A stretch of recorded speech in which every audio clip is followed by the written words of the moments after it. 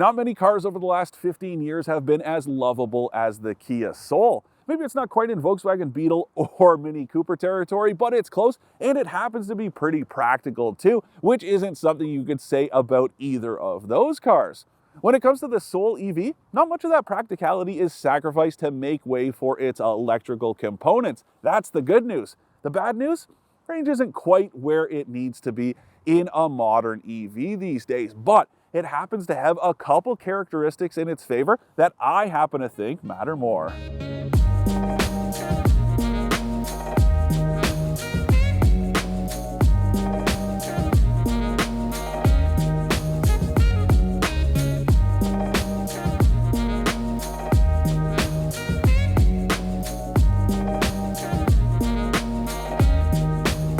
For more expert car reviews, don't forget to share our channel and subscribe so you can catch some of this and maybe even a little of that.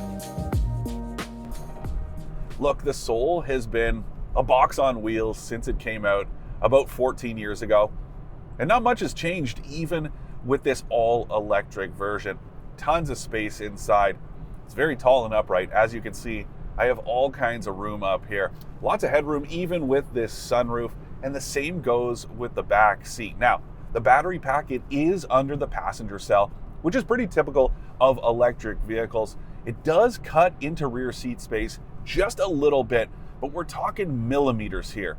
Not much of a difference, still a good amount of legroom, just a little bit less headroom, but because this isn't a panoramic sunroof, you're really not going to notice a problem back there, especially if you're just using it to shuttle your kids around or even as a rideshare car. No issues whatsoever. And the same applies to cargo room for the most part. Now, the same amount of space as the gas-powered version behind the back seats. And then there's about 23 liters less space with the seats folded, but that is nothing. That's like a couple tote bags. You're really not going to notice. Very generous. And then overall, this thing, well, it's basically the same as the gas-powered version when it comes to all these controls. When you take a look here, you've got this 10.25-inch touchscreen, all these physical controls for your infotainment, as well as the HVAC system. Only a couple buttons are different. You've got this EV button, so you can pull up this screen to take a look at all your charging information, and it even pulls up a map so you can plot nearby charging stations. I really do like that a lot. One other difference you will notice in here, the gear selector. It's a rotary dial instead of a T selector that you get in the gas-powered Soul. But honestly, it doesn't look or feel any different than a conventional car, and that is something I really like in general when I drive EVs, and that definitely applies here. Really, it just feels like a car, and that's the way it should feel. You don't want it to feel that different. The same goes with the steering. The same goes with everything you interact with. Now, the only thing I would like to see up here, a little more small item storage. You got these door pockets, but they're pretty tight, typical of Kia and Hyundai. You've got this little cubby here that has this wireless charging pad, and of course, this center console bin under the armrest.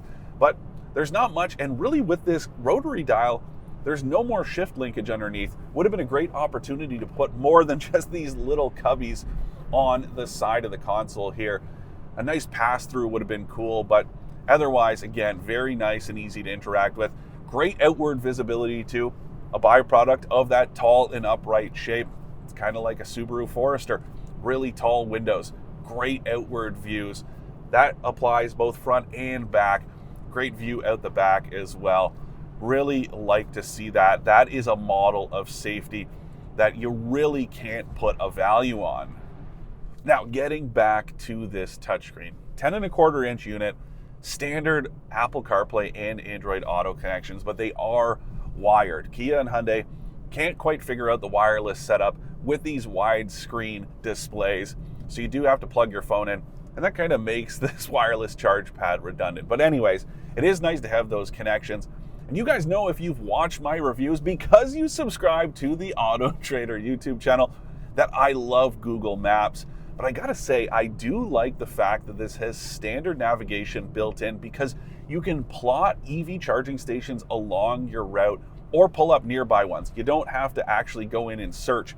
You can just pull up that map, You can hit that EV button I talked about, and it'll show you those EV charging stations right there on the screen. I really do like that. And some other cool tech here, Kia Connect, a standard smartphone app that when you connect your phone to it, you can do stuff like start and stop charging, pre-warm the cabin, all that fun stuff, lock and unlock, book service appointments, locate your vehicle. I really do like it. It does seem to work better than past iterations of the app. This new update that was applied, I don't know, relatively recently, has really changed it. Before I had problems where it would boot me off nonstop, but no issues so far this week, and that is great to see because that's the kind of technology that you want to see working all the time. Now, satellite radio is standard too, and so are heated front seats and a heated steering wheel. And then with this limited trim I'm driving, well, yes, it's got some extra goodies. So ventilated front seats, heated rear seats. It's got a heat pump that recovers waste heat from the electric powertrain and uses it to warm the cabin, and that is pretty cool. But it is more than just features. It's actually about the electrical components themselves. So you get a higher voltage electric motor in this limited. It makes 201 horsepower versus 134 with the standard motor. I'll be honest with you, either are fine, but it is nice to have that little bit of extra power in this car.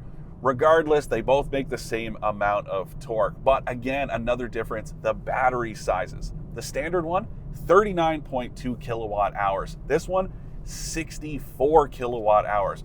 And that is very important because range, well, it's not great either way, but it's nice to have just a little bit more. This thing's actually pretty similar to the Nissan Leaf, both in battery size and when it comes to range. So you get 248 kilometers of range with the standard battery or 383 kilometers with this big pack. Still not great. That's less than that Chevrolet Bolt EUV that I reviewed not too long ago. And if you haven't checked that out yet, you should watch my review. It's a bit of a cautionary tale and one that this Soul EV addresses because, yeah, it doesn't have a ton of outright range, but what it has in its favor is both efficiency and predictability. It's accurate, and that to me might matter more because I did a very similar drive to the one I did in that Bolt EUV, and where that was losing range at about a clip of 2 to 1, this thing was bang on the entire time. Now, it was colder and rainier when I did this test than when I did it in the Bolt EUV, but still I was able to cover just over 200 kilometers and I only lost about 40 kilometers of range. Now consider that the vast majority, I'm talking probably about 90% of those kilometers were logged on the highway, just like they were in that Bolt EUV. I was very impressed with how this performed because again, there's peace of mind that comes with that predictability. When you know what's happening and you can get that kind of same range every time, regardless of conditions, it makes it so much easier to live with an EV and it makes range anxiety almost obsolete. Yes, there's still just a little bit of stress, but it's not as bad as watching that range absolutely plummet. And then when it comes time to charge, you can hook this thing up to a DC fast charger. I think it maxes out at something like 150 kilowatts, but still not bad. I charged from 34 to 80% in about 50 minutes the other day, which again, pretty good all things considered. Charging does tend to slow down in the wintertime, colder conditions, just a little more difficult for those electrons to be moving around. It also throttled back the station just a little bit. So I was pretty impressed because I think Kia says that this thing can go from 20 to 80% in 47 minutes in ideal conditions. So considering things weren't quite ideal,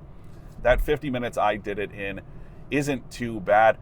And just generally speaking, this is probably the biggest example of an EV that doesn't feel like an EV from behind the wheel that I've driven. It's very easy to forget that this thing is electric. And yes, it probably has a little bit to do with the fact that this is based on a gas-powered car first, but I do think it's more than that. It's about the very execution, even right down to the way you can roll onto the throttle pedal, and it feels conventional. It feels like a gas-powered vehicle. That I very much like. And something else I like, this has independent rear suspension. It's a multi-link setup versus the standard Soul has a torsion beam setup. For those of you who don't know what that means, well, a torsion beam is what it sounds like. It's just a bar that connects the two wheels.